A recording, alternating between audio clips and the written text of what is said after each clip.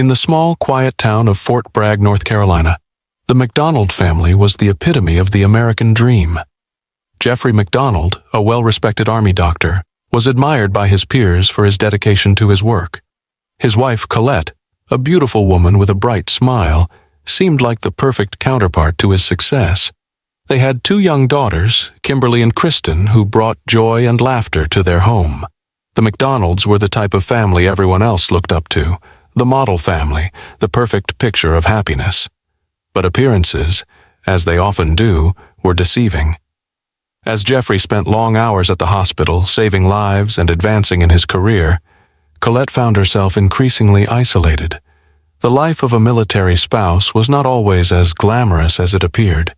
While Jeffrey was busy with his medical practice and the demands of his job, Colette spent long days at home, her only company the silence of their suburban house. The distance between them grew slowly at first, imperceptibly. Small cracks began to form in their marriage, but neither of them was willing to acknowledge it. Colette, once a radiant and lively woman, began to feel a deep loneliness creeping into her life. Jeffrey's absence, both physically and emotionally, left her yearning for something more. Yet, in the quiet of their home, she tried to hold it together for the sake of their children. She would smile and go through the motions, but inside she felt a growing emptiness. She tried to fill the void in other ways, taking care of the house, organizing the children's schedules, pretending that everything was fine. But every day the walls of their home, once filled with laughter, grew colder. Jeffrey noticed the change, but he couldn't quite put his finger on it.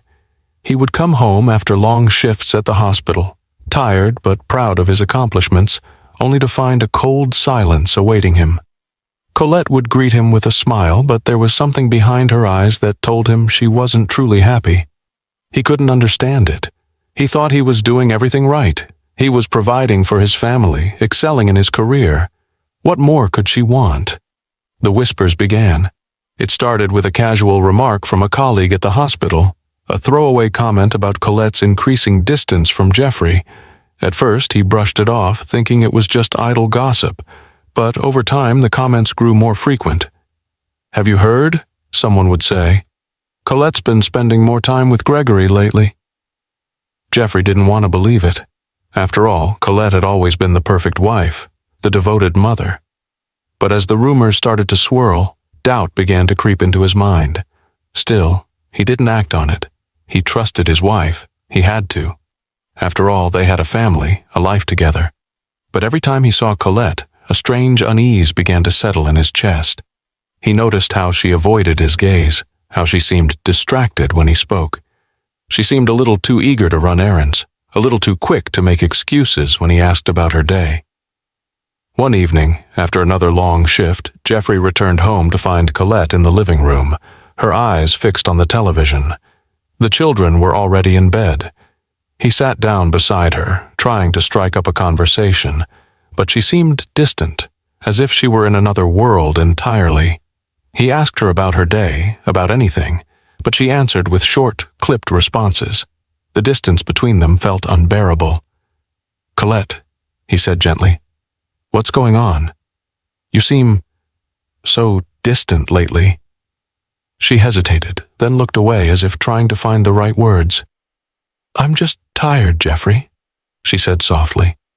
"I'm trying to keep everything together, but I'm just tired." Jeffrey didn't press her further. He had to trust her. He had to believe that everything was fine, that the cracks in their marriage were just temporary, that things would go back to normal. But deep down, something in his gut told him he was wrong. The small seeds of doubt were beginning to sprout, and there was nothing he could do to stop them. The whispers started small, almost imperceptible. At first it was just idle chatter in the hallways of the hospital, something Jeffrey tried to ignore. He had worked tirelessly for years to build a respected career as an Army doctor, and the last thing he needed were rumors circulating about his family.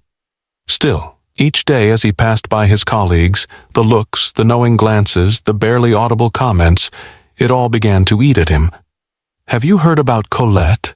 someone had casually asked him one day as they stood together by the coffee machine. Jeffrey didn't want to hear it.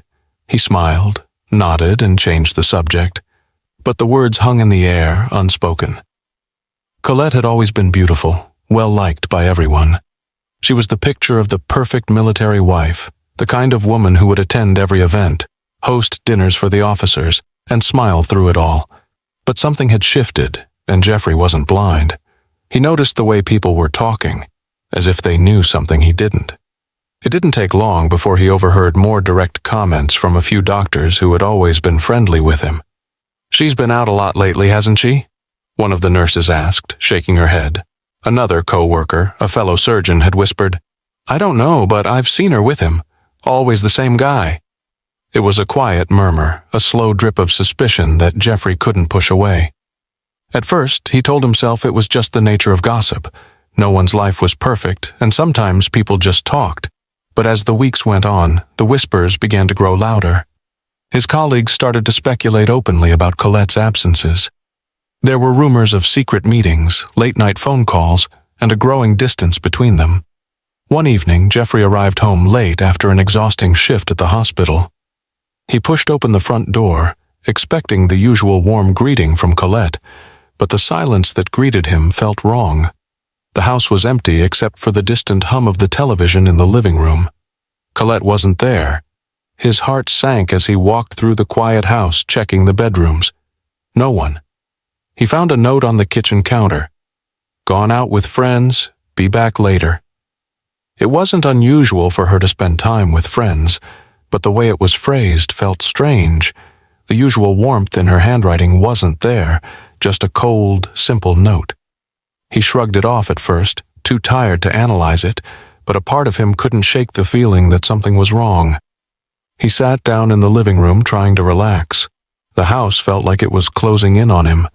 As he glanced around, his eyes fell on their family photos. Vacations, holidays, birthdays, moments frozen in time that seemed so distant now. The perfect family. Or so it had seemed. A loud knock on the door broke his reverie, and Jeffrey rose quickly, heart racing for reasons he couldn't understand. It was only the neighbor, Mrs. Carter, who needed help with her car. But after a few minutes of polite conversation, Jeffrey noticed she was avoiding his gaze, speaking quickly, her eyes darting to the side. "I saw Colette," she said almost offhandedly as she adjusted her coat. "She was with Gregory Mitchell, the doctor from the hospital. I thought that was odd." Her words hit Jeffrey like a punch to the gut. Gregory Mitchell. The name hadn't clicked in his mind before, but now, with that mention, it stung. Gregory was one of his colleagues, a man he trusted, someone he had even spent time with at hospital events. Seeing him with Colette, it was a feeling he couldn't quite place. It was like a sudden sharp crack in the foundation of his trust. He didn't know what to say, so he simply nodded, the words sticking in his throat. Mrs. Carter, sensing the discomfort, excused herself quickly, leaving him standing alone in the doorway. The next few days passed in a blur of confusion and self-doubt. Jeffrey couldn't focus at work. Every conversation with his colleagues felt like an interrogation. He began to notice the subtle glances exchanged between the nurses, the sideways looks from his fellow doctors. It was all too much. He started questioning himself. Could it be true? Was Colette seeing someone else? His mind raced, each thought more paranoid than the last. By the time Colette returned home that evening, the tension between them was palpable. The air felt thick with unspoken words, and Jeffrey's emotions boiled under the surface. He didn't know how to approach her, what to ask, or what he even wanted to hear. But when Colette walked through the door, smiling weakly and setting her purse down, Jeffrey knew something had shifted irreversibly. "Colette," he said, his voice cracking slightly, "where were you?" She froze for a moment, her eyes meeting his. "I told you I was out with friends. What's going on, Jeffrey? You look upset." His throat tightened and the questions tumbled out in a rush, faster than he could stop them. "Were you with Gregory Mitchell?" Colette's face shifted imperceptibly, a brief flicker of hesitation before she smiled almost too quickly. "No, Jeffrey, I told you, I was just out with friends." But the doubt in his heart didn't fade. The whispers, the uneasy feelings, all of it now hung in the air between them, suffocating the room. Something wasn't right. And deep down, Jeffrey knew it. The feeling in the air had shifted from uncomfortable to suffocating. The doubts that Jeffrey had been trying to suppress now gnawed at him constantly. Every small detail, every passing glance between Colette and Gregory Mitchell seemed to weigh heavily on his mind. He could no longer pretend that the tension in his marriage was anything but real. The whispers, the looks from his colleagues, all of it had spiraled into an undeniable truth that he couldn't ignore any longer. One late evening, as Colette sat on the couch flipping through a magazine, Jeffrey's mind was racing. He had spent the last few days obsessively thinking about what he had overheard, the rumors from the hospital, and the coldness he felt from his wife. He couldn't shake the image of her with Gregory. He had seen it in his mind too many times to count.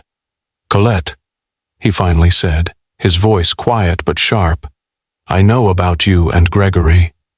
Colette didn't flinch. She didn't even look up from the magazine. For a brief moment there was silence, and Jeffrey felt the weight of her indifference. The words he had feared to say for so long now hung in the air, unresolved. He wanted her to deny it, to reassure him that everything was still okay, that this was just his imagination. But Colette didn't respond. "You can't keep lying to me," Jeffrey pressed, his voice growing steadier with each word. His heart was pounding in his chest, but he refused to back down now. "I've seen the way you act around him. I know what's been going on." Colette finally looked up, her expression unreadable. For a moment it was as if the room itself held its breath. "What do you want me to say, Jeffrey?" she asked, her voice calm, almost detached. "Yes, there's been something between Gregory and me. I've tried to keep it from you, but you've been so distant. I don't know how else to explain it." The words hit Jeffrey like a punch to the gut. His breath caught in his throat, and for a moment everything around him went silent, except for the ringing in his ears. He had expected her to deny it, to make excuses, but not like this. Not with that coldness in her voice, as though the love they had once shared had already been buried for a long time. "I didn't want to hurt you," Colette continued, her voice faltering just slightly. "But things have been broken between us for a while now, haven't they? You've been so caught up in your work, Jeffrey. I've been here waiting for you, but you're never really here with me." Jeffrey's hands clenched into fists, the pain of her words intensifying the anger and confusion boiling inside him. He stood up abruptly, unable to sit still any longer. "You think I didn't notice? You think I didn't see it?" His voice trembled, raw with emotion. "I've been working to provide for this family. I thought that was enough. But I guess it wasn't, was it?" Colette didn't respond right away. She sat there, her eyes lowered, as though she were debating whether to say more. Jeffrey could see the subtle shift in her, the way she seemed almost relieved. She had admitted it. There was no more need for pretense, no more hiding. The truth was finally out. "I'm sorry, Jeffrey," Colette said quietly, looking up at him with a mixture of regret and something else. Something Jeffrey couldn't quite place. "But I don't know how we can fix this. I've tried, but we've been drifting for so long." The words settled heavily in the room. Jeffrey's mind was spinning, the confusion and hurt pressing down on him. He had worked so hard to build a life, to create something they could be proud of, and now, in an instant, it felt like it was all crumbling. The perfect family, the perfect life, it had all been an illusion. He didn't know what to say. His anger boiled beneath the surface, but more than that, there was a sense of betrayal, of loss that cut deeper than anything else. He had been blindsided. His trust had been shattered, and in its place there was only the raw ache of disappointment. "I never wanted this, Colette," Jeffrey said, his voice breaking for the first time. "I never wanted to lose you." Colette's gaze softened, but there was no turning back now. She had made her choice. She had chosen Gregory. The room seemed to close in on him, the weight of the truth suffocating him. Jeffrey walked out of the living room, his mind racing, his body moving almost mechanically. He had to get away to process what had just been said. His mind kept replaying her words over and over, each one more cutting than the last. In the silence that followed, Colette sat in the living room, the magazine still in her hands, the reality of her actions slowly sinking in. She had crossed a line, and now there was no way to undo the damage. She too had known that something was broken, but admitting it out loud to Jeffrey had made it all too real. Jeffrey stood in the kitchen, staring out the window into the darkened night, trying to collect his thoughts. He couldn't process it all, not yet. But deep down, he knew that his life, and the life he had built with Colette, would never be the same again. February 17th, 1970, began as just another routine day for the MacDonald family, but it would become a night that would haunt Jeffrey MacDonald for the rest of his life. The weight of the conversation he had had with Colette earlier in the evening still hung heavy in the air. His mind raced with thoughts of her affair, the shattered trust, and the painful reality of what had been revealed. He felt like a stranger in his own home, lost in a sea of anger, betrayal, and confusion. The house, once filled with the sounds of laughter and love, now felt eerily quiet. Colette had gone to bed earlier than usual, and the children were already asleep. Jeffrey couldn't shake the image of her with Gregory Mitchell, the doctor who had crossed the line into his family. He couldn't believe how easily Colette had deceived him, how she had shattered the life they had built together. He paced around the house, unable to sit still. His mind kept replaying the words she had said earlier. The betrayal felt like a knife in his chest, and the anger that had been simmering beneath the surface for so long was now boiling over. He needed answers, but more than that, he needed a way to make the pain stop. He couldn't just move on from this. He couldn't pretend that everything would be okay. Not now. He returned to the living room, glancing at the clock on the wall. It was late, almost midnight, but sleep was nowhere near him. His thoughts consumed him as he stood at the window, staring into the cold, dark night. What had gone wrong? How had they arrived at this point? And what was he supposed to do with all of this hurt, this anger that was beginning to take over his every thought? Then, in the silence of that darkened house, something shifted. The quiet was broken by the sound of a door creaking open. His heart skipped a beat. Colette was up. Jeffrey slowly turned from the window and crept quietly through the hallway, his steps muffled on the carpet. He reached the bedroom door and paused, his hand hovering over the handle. The faint sound of Colette moving inside told him she was still awake. Without thinking, he opened the door slowly, stepping into the room. Colette was sitting on the edge of the bed, her back turned to him.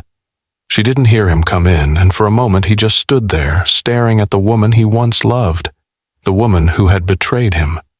Colette. His voice was barely a whisper, raw with emotion. She turned around quickly, surprised but not startled. There was no panic in her eyes. "What is it, Jeffrey?" Her voice was calm, almost too calm. He didn't answer right away. Instead, he took a step forward, his mind clouded by the anger and confusion swirling inside him. Everything inside him screamed for answers. But what answer could she give him now? Could anything make sense of what had happened? "Do you love him?" he asked, the words coming out before he could stop them. His voice cracked on the last word, filled with pain. He didn't even recognize his own voice anymore. It sounded so broken. Colette didn't respond immediately. She looked at him for a long time, as if weighing her words carefully. Then she said softly, "I care for him, Jeffrey, but I'm here. I'm still here." That was all it took. The anger that had been bubbling inside Jeffrey for weeks, months even, exploded. He lunged forward, grabbing her by the arms. His vision blurred with rage as the reality of her infidelity hit him once again. She tried to push him away, but his grip was firm. His heart pounded in his chest, and his mind screamed at him to stop, to let go. But the pain was too much. The overwhelming sense of betrayal clouded his judgment. "Why?" he yelled. "Why did you do this to me? To us?" Colette struggled beneath his grip, her eyes wide with fear. "Jeffrey, stop! Please, you're hurting me!" But the words didn't register. The hurt and anger twisted in his chest, tightening with every breath. His vision narrowed, and in that moment, nothing else existed except for the overwhelming weight of betrayal. In a blur, he shoved her back, and she fell onto the bed. He didn't know how it happened. His hands, trembling with emotion, grabbed whatever he could find. In his disoriented rage, he reached for the nearest object, the lamp beside the bed, and in a fit of fury, he swung it toward her. The lamp shattered on impact, and Colette screamed. But it wasn't enough. He was beyond control now. The anger and hurt had consumed him entirely. He kept swinging, each blow driven by the torment of betrayal. He didn't hear her cries, didn't hear the sound of the children stirring in their rooms. All that mattered was the pain inside him, the pain that could only be silenced by something more. When it was over, the house was silent once again. The only sound was the heavy breathing of Jeffrey, his chest rising and falling with each labored breath. Colette lay motionless, her blood staining the sheets. Jeffrey stood there for a long time, staring at her, his mind unable to comprehend what he had just done. The room was dark now, the only light coming from the shattered lamp. His mind raced. Had he really done this? Had he killed the woman he once loved, the mother of his children, in a blind, unreasoning rage? And then it hit him. It wasn't just Colette lying there. It was his entire world crumbling around him. He had destroyed everything. For the first time in hours, his rage began to subside, replaced by an unbearable emptiness. He felt hollow inside, as though his soul had been ripped out and replaced with something darker. The reality of what he had done hit him with a cold, crushing force. But it was too late now. The silence in the house was deafening. Colette was gone, and the reality of what Jeffrey had done weighed heavily on his chest. He had crossed a line that could never be undone, but there was no time for reflection now. The sound of sirens pierced the night air, growing louder and closer. The consequences of his actions were about to unravel before him, and there would be no escape. When the police arrived, the scene was chaotic. Jeffrey's house, once a place of comfort and normalcy, had transformed into a crime scene. Officers swarmed the area, securing the perimeter, while others entered the house, cautiously stepping around the pool of blood that had stained the bedroom floor. Jeffrey was barely aware of them as they moved in and out of the room, their presence like a distant hum in his mind.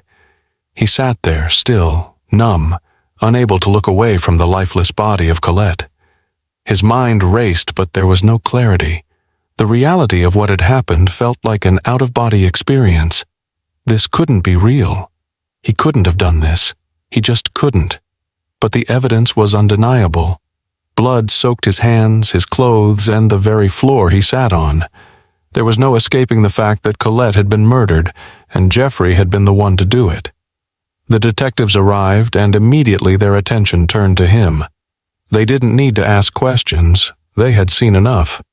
Jeffrey's shaken appearance, the blood on his hands, the chaos of the scene. It was all too much to ignore.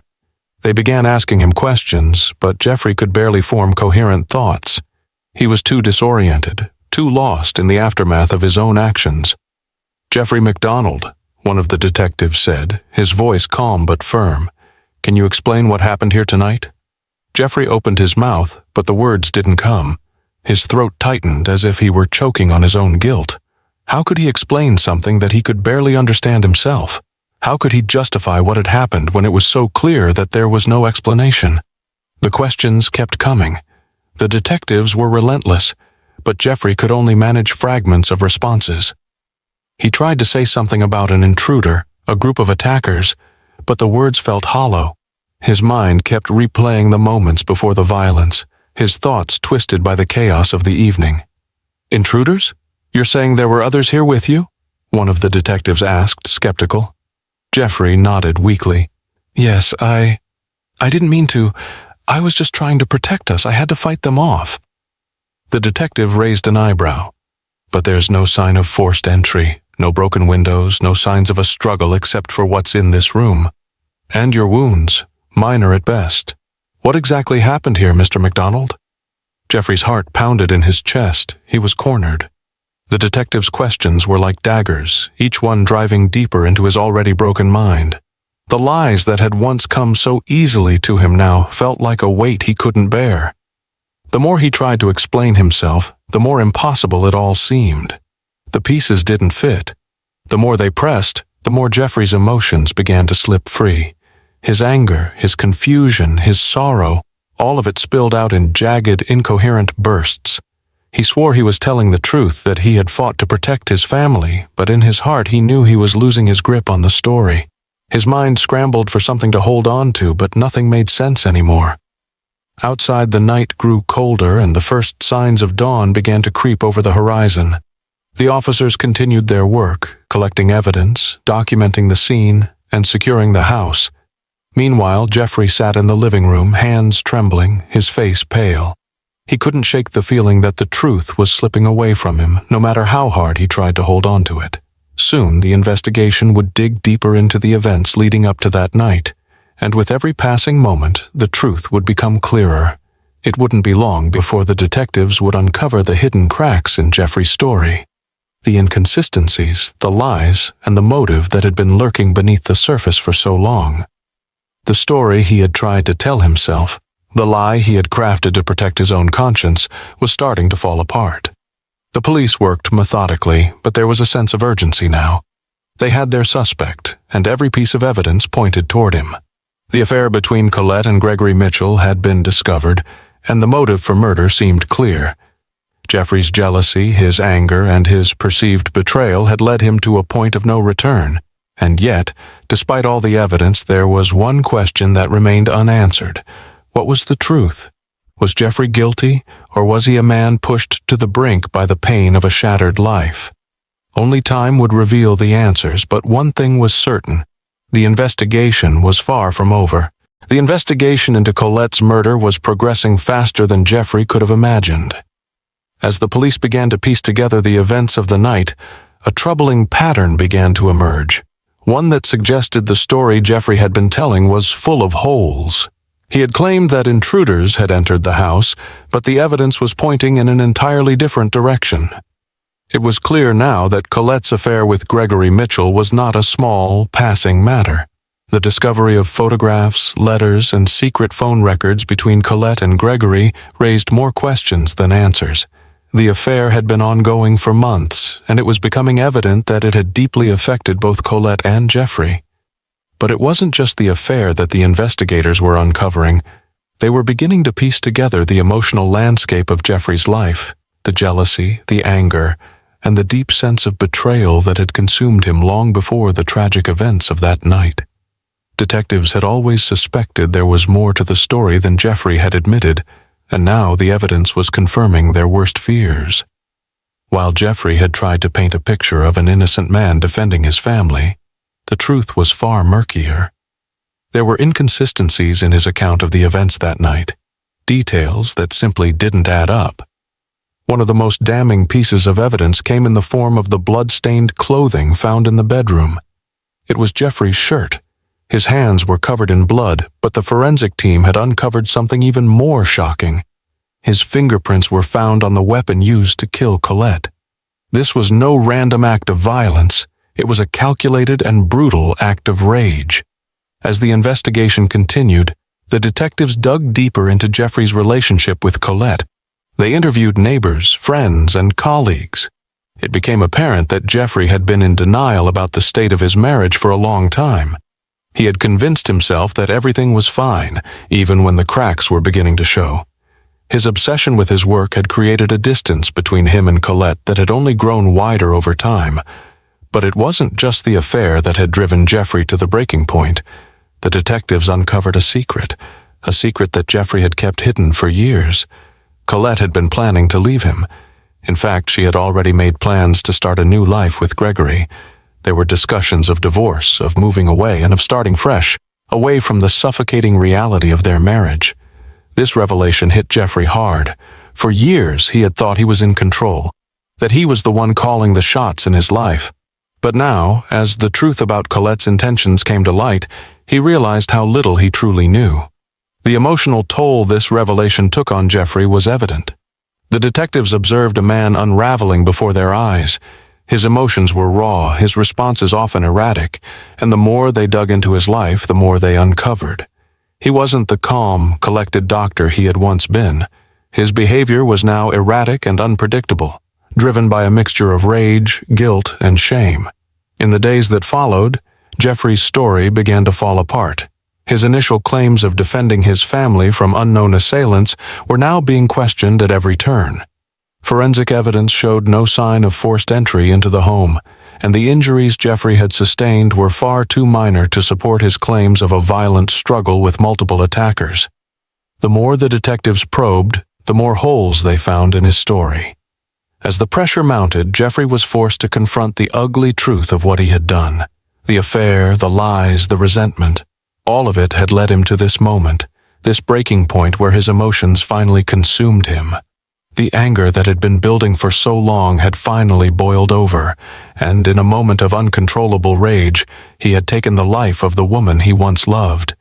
Yet despite the mounting evidence against him, Jeffrey still clung to his version of the events. He continued to insist that he had been the victim of a brutal attack, that he had acted in self-defense, and that he was innocent of the crimes he was accused of. But as the detectives uncovered more evidence, it became increasingly difficult to ignore the truth. Colette had been murdered by someone who knew her, someone who had been close to her. The truth about what had happened that night was slowly coming to light. But it was clear that the deeper the investigators dug, the more they uncovered about Jeffrey's troubled past and the dark secrets he had been hiding. His perfect life, once a model of success and stability, was now revealed to be a house of cards, teetering on the edge of collapse. The lies he had told, the secrets he had kept, and the emotions he had buried were all coming back to haunt him. The investigation was far from over, but one thing was clear. Jeffrey MacDonald was no longer the innocent man he had once portrayed himself to be.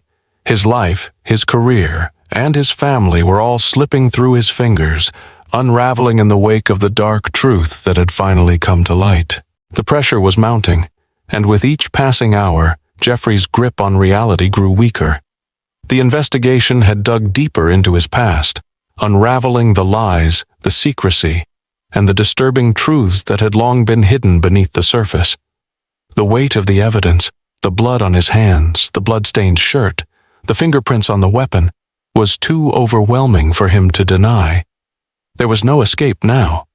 The detective's relentless questions echoed in his mind. They had asked him about the night of the murders. His answers had been shaky, inconsistent, his words faltering with each new detail they presented.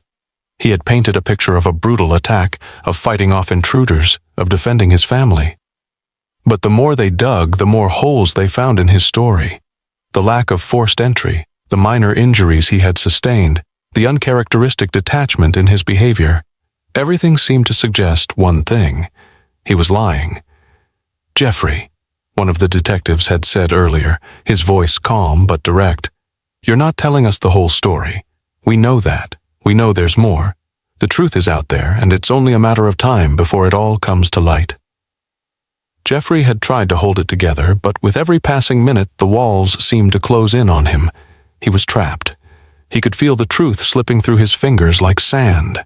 The lies he had told, the story he had crafted to protect himself, were no longer enough to shield him from the harsh reality. The investigation was no longer just about his actions on the night of the murders. It was about everything: the affair, the broken marriage, the emotions he had tried so desperately to suppress. In his mind, the events of that night played out again, over and over.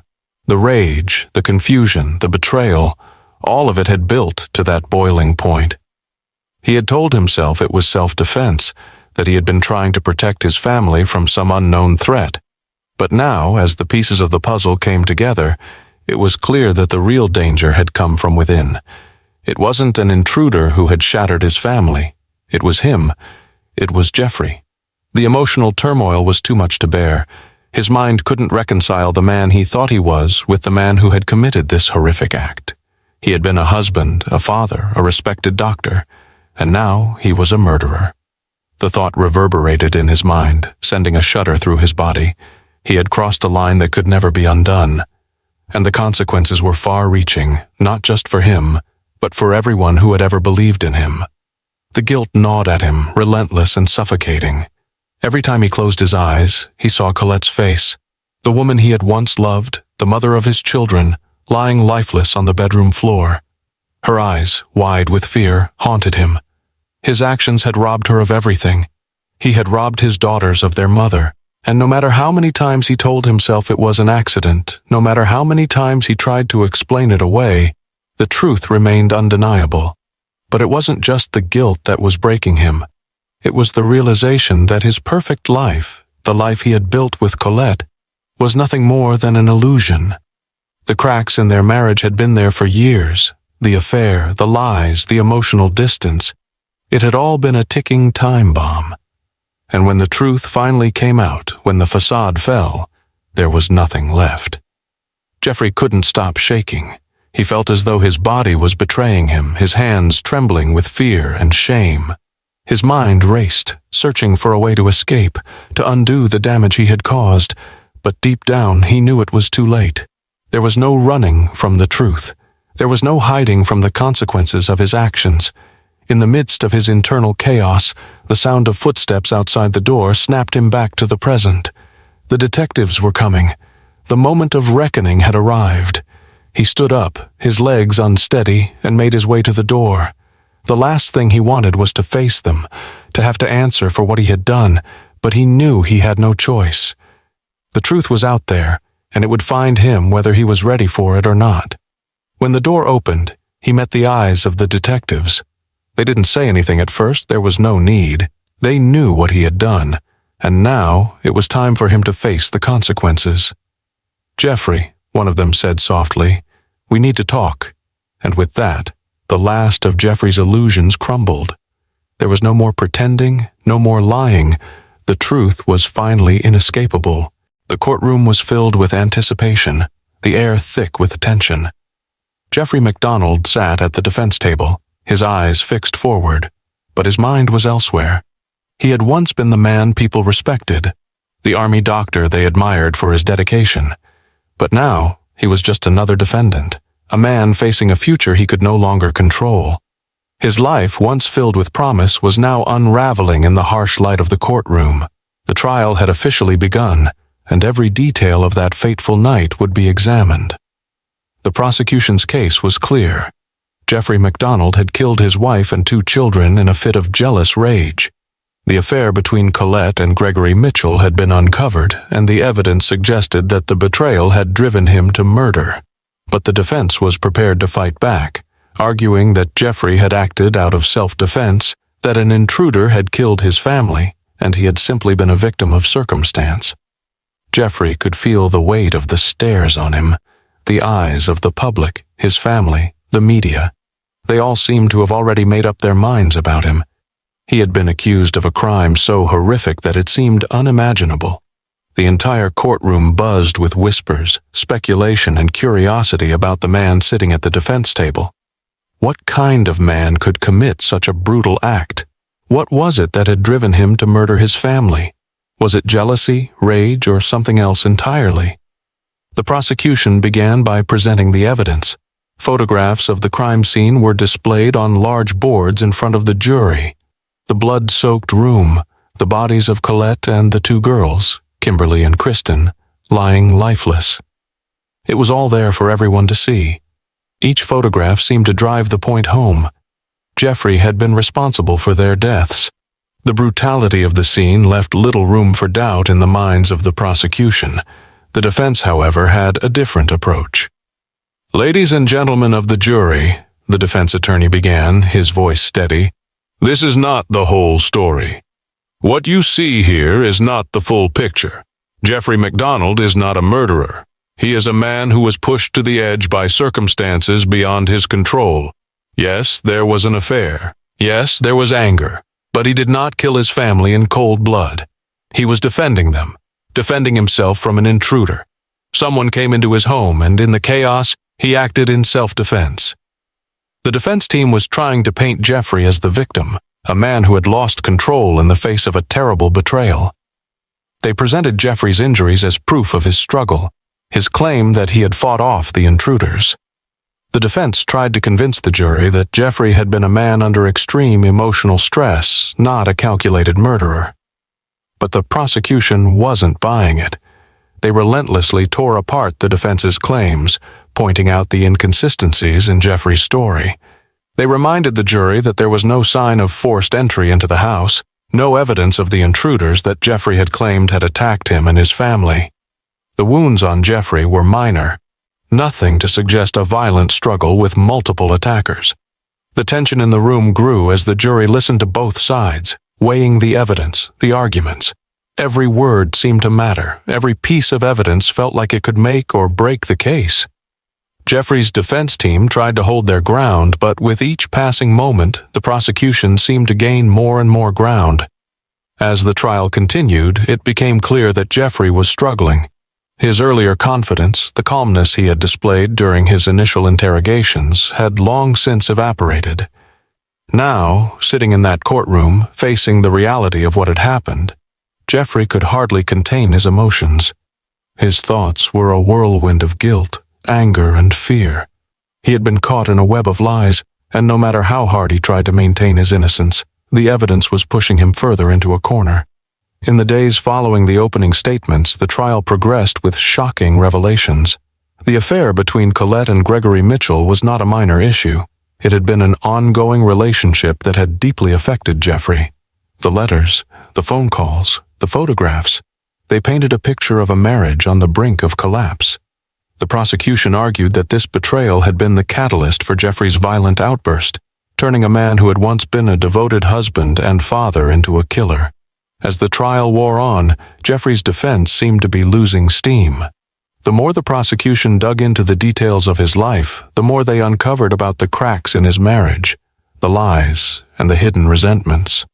The defense had a difficult time countering the growing mountain of evidence against Jeffrey. Yet, despite the mounting evidence, Jeffrey continued to claim his innocence. He still insisted that he had been a victim of circumstance, that he had acted out of fear, out of a desperate need to protect his family. He couldn't bring himself to admit what he had done, even though the evidence was closing in around him. In the final moments of the day, the jury filed out of the courtroom, and Jeffrey was left alone with his thoughts. The weight of the trial was overwhelming, and the truth of his situation began to settle in.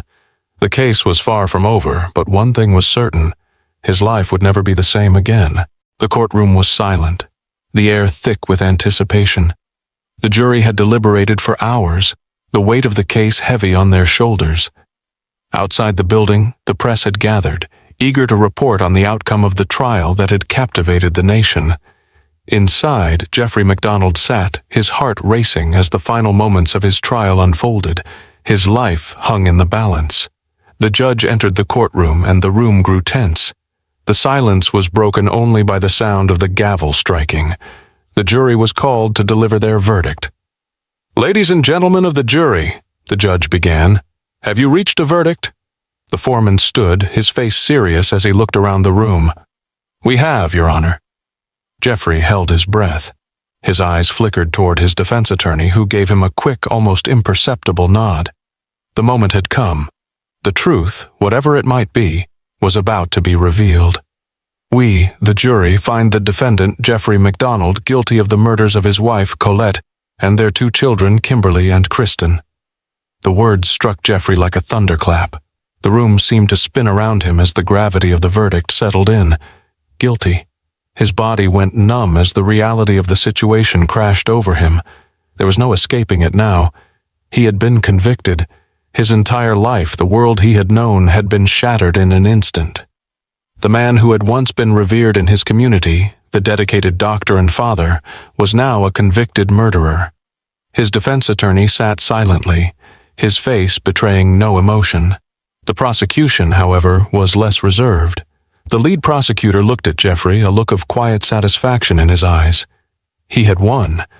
The case, built on the foundations of Jeffrey's lies, had been proven beyond a reasonable doubt. But for Jeffrey, the victory was hollow.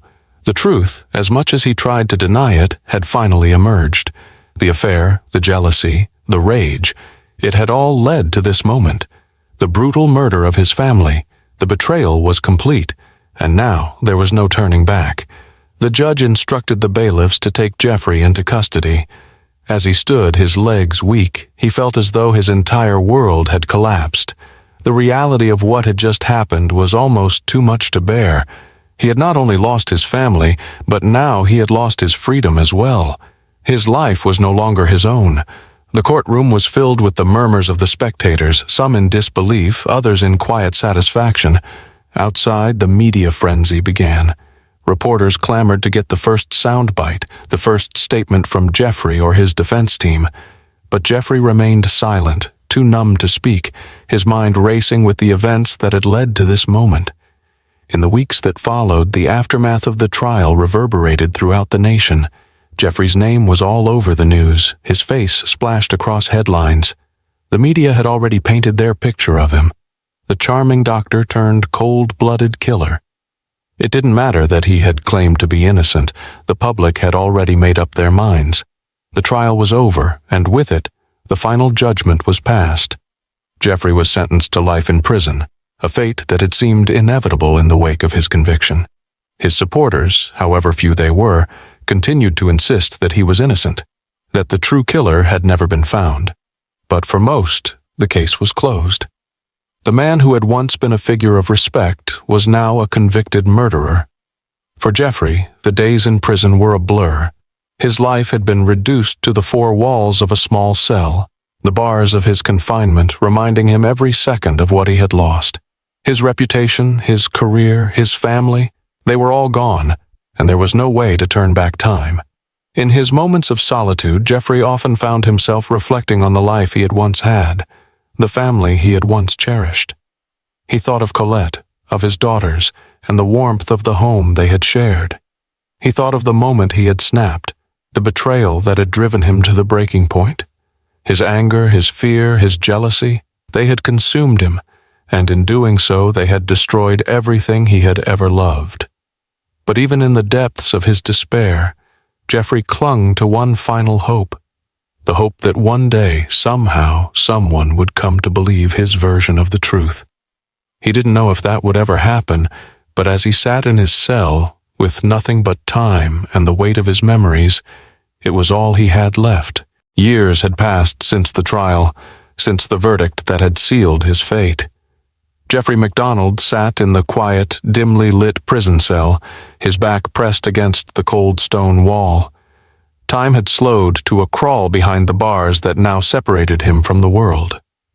The man he had once been, devoted husband, loving father, respected doctor, was a distant memory now.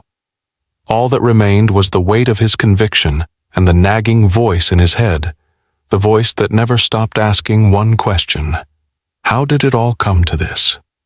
The truth had always been elusive, hidden beneath layers of lies and half-truths. He had tried to convince himself that he was innocent, that the real killer was still out there, somewhere. But deep inside, as the years wore on and the prison walls closed in tighter around him, a colder truth had begun to settle in, the truth he had refused to face. The truth was that he had done it. He had killed Colette, and he had killed his daughters. The rage, the jealousy, the betrayal, they had all consumed him in that one irreversible moment. It didn't matter what story he had tried to tell, what lies he had clung to. The evidence, the conviction, it was all there. It was a truth he could no longer escape, no matter how hard he tried. Still, the memories of that night played like a broken record in his mind. The feeling of betrayal, the searing anger, and the way it all came crashing down on him. The look in Colette's eyes as she tried to defend herself, the screams of his children, the silence that followed the violence, the brokenness of it all. How could one man destroy everything he had ever loved in such a moment of blind rage? He thought about Colette often. Her smile, the way she had looked at him in the beginning, the life they had once shared. But now, that life felt like it belonged to someone else.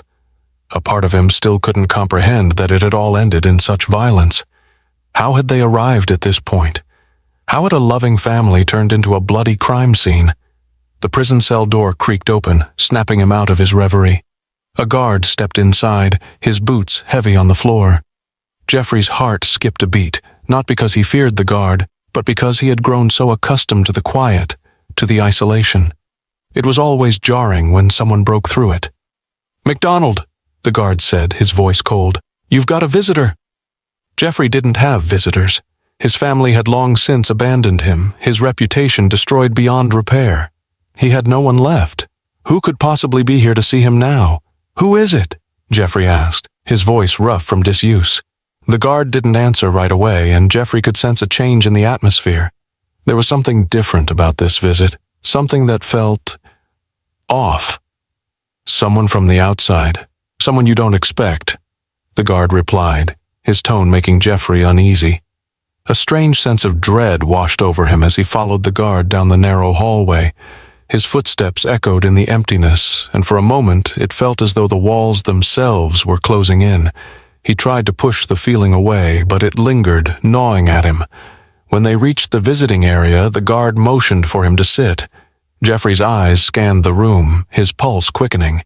He didn't know what to expect, but the moment he saw the figure sitting at the table across from him, his heart stopped. It was Gregory Mitchell, the man who had once been his colleague, his friend, and ultimately his wife's lover. Gregory sat there, calm, composed, as if nothing had changed. He looked almost identical to the way Jeffrey remembered him, confident, collected, and unsettlingly comfortable in his presence. The years seemed to melt away, and for a moment Jeffrey was transported back to the days when they had all lived in the same small town, the days before everything fell apart. "Gregory," Jeffrey finally spoke, his voice barely a whisper. "What are you doing here?" Gregory leaned forward, his eyes never leaving Jeffrey's. "I've been following your case for a long time, Jeffrey. I know you've been struggling with the truth. I think it's time we talked." The words hit Jeffrey like a punch to the gut. He had always known deep down that this moment would come. He had avoided it for years, buried it beneath layers of guilt and self-denial, but now it was right in front of him. "You're the reason I'm here," Jeffrey said, his voice cracking. "If it weren't for you—" Gregory interrupted him, his expression calm but with an edge of something darker. "I didn't kill your family, Jeffrey, but you're not the only one who's been hiding the truth." Jeffrey's mind raced as he tried to make sense of what Gregory was saying. What did he mean? What truth was he talking about? Gregory continued, his voice low but firm. "There's more to the story than you know, more that you haven't been told. You've been blaming yourself, but there are pieces you've missed." The words seemed to hang in the air, charged with a sense of finality. It was as if the truth had always been out of reach, just beyond his grasp, and now, with Gregory's presence, it was suddenly within reach. But was it too late? For the first time in years, Jeffrey felt a flicker of something like hope. But it was a cold, hollow hope, the kind that could never undo the damage, the lives lost, the family destroyed. The truth was out there, and with it, the weight of the years of regret and denial. But it was too late to change any of it now. Years had passed since that fateful trial, and the dust of Jeffrey MacDonald's public downfall had long since settled. His name, once synonymous with respect and admiration, had become a cautionary tale, one of betrayal, violence, and shattered lives. The life he had known, the family he had built, had been torn apart in a whirlwind of lies and rage, and yet, in the quiet of his prison cell, the truth that had eluded him for so long continued to haunt him. Jeffrey sat alone in his cell, the stark walls pressing in on him. The years had worn on, his once pristine uniform now frayed at the edges, his face lined with the weight of regret. Time had become a blur of monotony, the passing days slipping by with little distinction. But every now and then, in the dark, quiet moments of his confinement, his thoughts turned back to that night. The night he had crossed a line from which there could be no return. He had been guilty of that much, he was certain. The evidence, the conviction, the countless sleepless nights, it all added up. His family was gone, and in their place there was only a man who had destroyed everything he had ever loved. Colette, his daughters, gone, never to return. His life, once full of potential and promise, now lay in ruins. But the truth, the cold, undeniable truth, had always been a murky thing. It had shifted, always just out of reach, and even now Jeffrey found himself wondering, what had truly happened that night? Was it just the blind, overwhelming rage of a man betrayed? Or was there something more, something darker that had driven him to murder? The years had taught him that the truth was never as simple as it seemed. The affair, the jealousy, it was all too easy to point to those things as the root cause of the violence. But as the days stretched into months, and the months into years, Jeffrey began to question whether there had been more to the story. Was there a deeper, more sinister force at work? Was he truly the man who had killed his family? Or had he been the victim of something beyond his control? The fleeting moments of clarity were painful, each one cutting through the haze of his self-doubt. He would never know the full truth, not in this lifetime. All he could do now was live with the consequences of his actions, with the knowledge that his family was lost to him forever. There were no second chances. There were no more opportunities for redemption. He had destroyed it all, and no matter how much he longed for answers, there was no undoing what had been done. A knock on the door of his cell broke through his reverie, and he looked up, startled. It had been some time since anyone had come to see him. The guard's face was expressionless as he opened the door. "MacDonald," the guard said flatly, "you have a visitor." Jeffrey rose to his feet, confused. Who could it be? His family had long since stopped visiting, and his friends had vanished when the case had gone to trial. It had been years since he had seen anyone from his past. Who was left to speak to him now? As he walked down the narrow corridor to the visiting room, his mind raced. What could anyone possibly want with him now? What had changed? His heart pounded in his chest, and for a moment, he considered turning back. He had no interest in facing the world outside of his cell. But curiosity, that nagging force that had never quite left him, pushed him forward. When he entered the visiting room, his eyes immediately landed on the figure sitting at the table. It was Gregory Mitchell, the man who had been the catalyst for everything. The affair, the destruction of his family, it had all started with Gregory. For a long moment, neither of them spoke. Gregory looked at him, calm and collected, the same look he had worn all those years ago when everything had still been a lie. Jeffrey stood motionless, unsure of what to say. "You've been wondering about the truth," Gregory said, his voice low but steady. "I know that.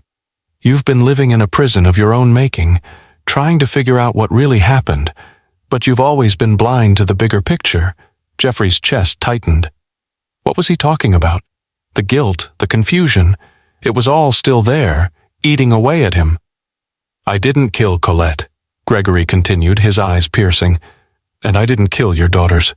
But I was a part of it, Jeffrey. I've always been a part of it." The words felt like a punch to the gut. The truth, always so elusive, was now standing before him, and yet it seemed even further out of reach. What did Gregory mean? What had he done? Gregory leaned forward, his voice lowering. "I know you still believe you did it, but I think you know, deep down, that there was something more going on here, something that you were too blind to see." The words hit Jeffrey like a tidal wave. His mind reeled, trying to make sense of the pieces that had never fit. Could it be? Could the truth really be more complicated than he had ever imagined? He couldn't answer Gregory. He couldn't bring himself to admit the truth, not after everything he had lost. His family, his career, his life, none of it could be returned to him. And yet, in that moment, Jeffrey realized something else. The truth, elusive and untouchable, would never bring his family back. It would never undo the damage he had caused. But it didn't matter anymore. The truth, whatever it was, could never erase the fact that he was a man who had destroyed everything he had once loved. What do you think of Jeffrey MacDonald's case? Do you believe he was guilty, or do you think there's more to the story? From which region are you watching this video? Let us know in the comments below. Your thoughts and opinions matter, and we'd love to hear from you. Don't forget to like, subscribe, and hit the notification bell to stay updated on more true crime stories.